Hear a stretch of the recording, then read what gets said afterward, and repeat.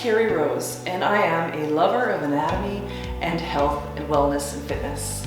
I have been a massage therapist for 22 years, and recently, in the last few years, I've become a certified personal trainer, as well as I am a certified Pilates instructor. This is my home studio here in Cochrane, Alberta, where I have a clinic area as well as the studio, and I am here to teach you about your body and to teach you how to love and listen and observe and validate and encourage what is happening inside of yourself so that you can get the most vitality and energy that you can possibly get every single day. So as you start your 2020, it's really important that you are aware of your body. I like to think that we have our spine and we have different mobility of our spine.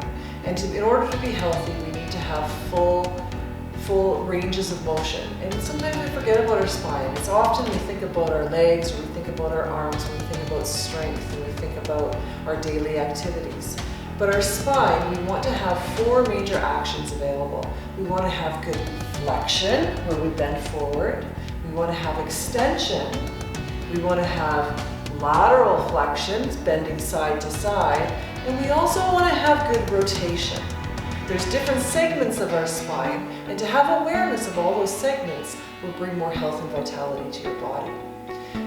We can start this first thing in the morning every day. Make it part of your daily routine. Imagine you're lying in bed. You wake up in the morning, and before you start with your daily activities, you take a deep breath. You start with some spinal rotation. Have your knees and your ankles together. Allow them to fall to one side, keeping your shoulder blades on your bed. Separate your arms and turn your head to the opposite side of your knees. Take a moment here just to breathe into the bottom part of your ribs.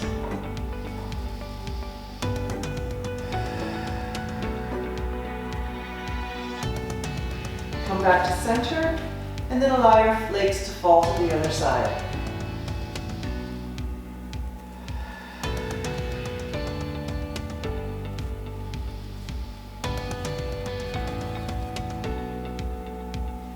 Come back to center.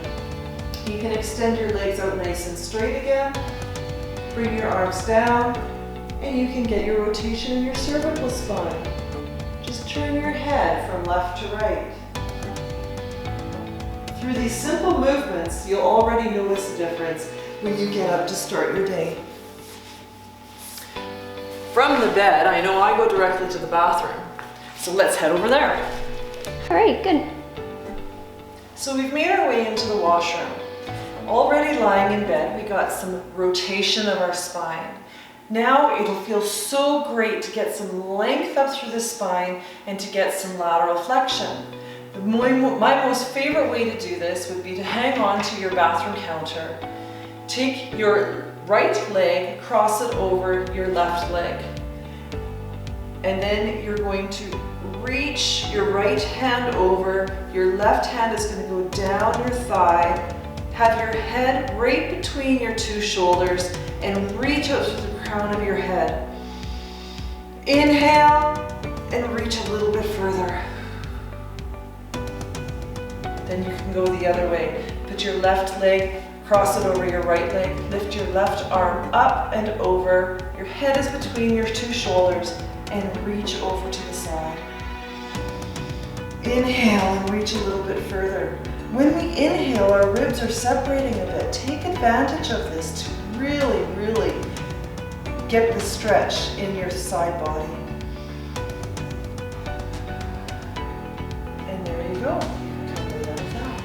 So now we've done some rotation, we've done some lateral flexion. How wonderful it is to flex and to extend as well. Hanging onto your bathroom counter.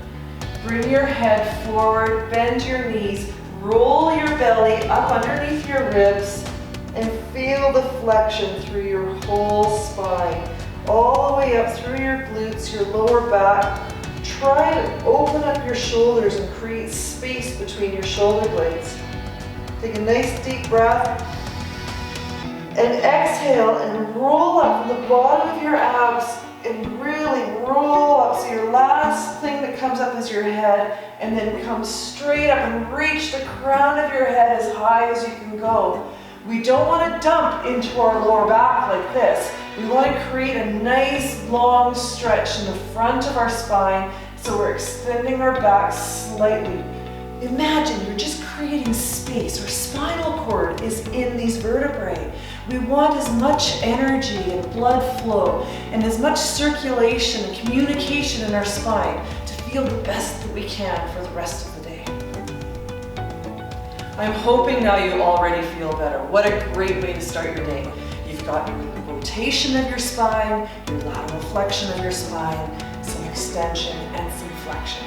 Make sure you keep breathing when you do these stretches, because as soon as you stop breathing, your body thinks that there's some kind of tension or stress going on, and it doesn't serve you any good. So continue inhaling and exhaling as you go through all these motions. So that's woken up our nervous system a little bit. That's created some space in our body. What are some other things that we can implement on a day-to-day basis that is going to help us to get through the day and feel better and stronger? I learned when I took my personal training certificate, as long as we're living and we're able to go to the washroom, we must know how to squat properly. So I'm going to show you this now. This is something that you can do as well. When you're standing at the counter, cooking dinner, or you're in the bathroom and you're brushing your teeth, just implement these things in your day-to-day practice. Every time you sit down into a chair, think about your squat. When we squat, our knees are not going to come above our toes or forward of our toes. I always want to be able to have total sight of my toes. The weight is going back into your bum. So imagine I'm going to sit down in a chair. I'm not going to sit down so my knees are coming forward. I'm going to sit down so my bum is going to come right onto the chair. You'll see there is a slight hinge, and that's okay as long as my knees are not going forward. I learned something new just recently. If your toes are on the floor and they have a connection, you will use your glutes. However, if you're doing your squats and your toes are lifting up off the floor, your glutes are not turned on. 95% of us in this society do not know how to turn on our glutes. This is one way that you can get those messages there. Okay, now we'll go on to the next. The other way that we can turn on our glutes is to do what's called hip extensions. Our glutes are these big muscles, and what they do is they bring our leg backwards. Again, use a countertop, use the back of a sofa, a back of a chair. Utilize these exercises whenever you have the opportunity. Exercising doesn't mean that you have to go to the gym and spend an hour working out. It's our day-to-day activity. So with our extension, we want to have nice stability. I call this the Pilates box. Across the collarbones, down, and then across the hip bones. And we want this to be engaged. I'm going to show you the wrong way to do this, and then I'm going to show you the right way. To do a hip extension or leg extension, we don't want to just haphazardly lift our leg. What's happening is I'm losing my space in my spine here. We just spent all that time stretching. We don't want to lose our space. So I want you to think nice and tall. Come out through the crown of your head. Engage this area. Have intention in your body. And then you can lift your leg directly behind. Hanging onto the counter, that's fine. When you're exercising your lower body, I want to remind you, we don't need to use our jaw. We don't need to use our neck to move our legs. So try to keep nice and open. In fact, why don't you just smile? You can do both sides. I would do at least 6 to 10, but it doesn't really even matter how many you do, as long as you keep your form. And for some of us, that's going to be enough of a challenge to start.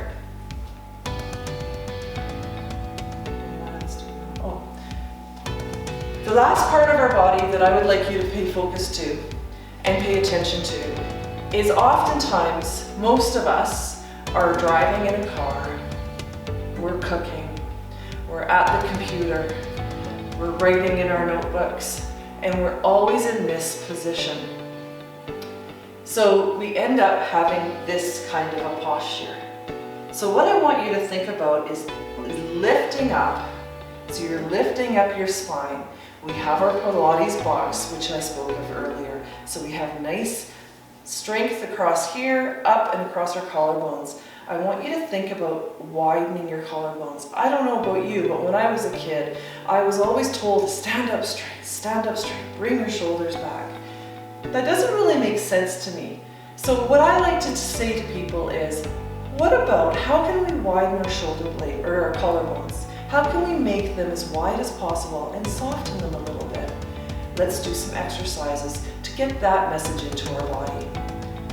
This is not right, but we over-exaggerate it. This is what feels comfortable to our body. This is what we want. So all I want you to do is to rotate your shoulders in and out. Bring awareness to this area. Did you know that our limbs, our legs and our arms are only an extension of this box that I keep referring to? The muscles in these areas are what is creating the movement in our arms and legs. Our arms, I'm sure you've heard of the rotator cuff. There are 4 muscles that come around the shoulder blades and the front, and that's where the strength of our arms come from. So many of us revert into the top of our shoulders, and then we have this posture like this. So what I want you to be aware of is bringing those shoulder blades down, lifting the crown of your head. We want giraffe necks, we don't want turtlenecks. Make your giraffe neck and then create some space. Imagine your shoulder blades are rotating around your ribs. This is how we bring awareness to the proper muscles that we should be using. Another way that we can strengthen is I want you to think behind the shoulder blades in between. Just lift your arms up. You can use a broom if you'd like. You can use any kind of thing that you have in your house. You can use tin cans from your kitchen cupboard. And I want you to just bring your arms down and squeeze between the shoulder blades. I get the added advantage of my arms toning up, but what I'm really doing is I'm strengthening my core. That's where this intention is all in my back. So between the hip extensions coming from here, your glutes in here, and then your arms coming back, we're strengthening the entire body. These are actually core exercises, much different from the sit-ups and the push-ups that you might